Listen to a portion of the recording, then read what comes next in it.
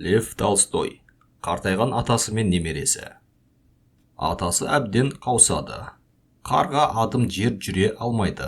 Көзі көруден, құлағы естуден қалып, тісі түгел түсіп бітті. Ішкен тамағы езуінен ағып кете беретін. Ұлы мен келіні оны үстел басына отырғызуды қойып, тамақты пештің түбінде беретін болды. Бір түскі асын тостағанға салып әкелді. Ол ыдысты ұстаймын деп қолынан түсіріп, сындырып алды.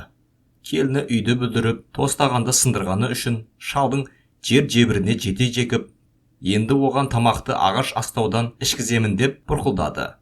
Қария күрсінді де қойды. Ештеңе демеді. Бірде күйеуі мен әйелі үйде еді. Қараса ұлдары еденде тақтаймен ойнап, әлденені жонып жатты.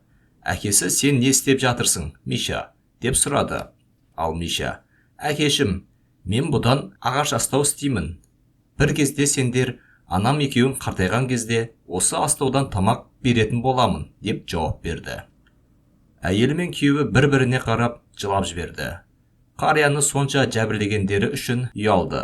Сол сәттен бастап оны үстел басына отырғызып, құрметтеп күтіп бағатын болды. Оқыған Жиһазхан.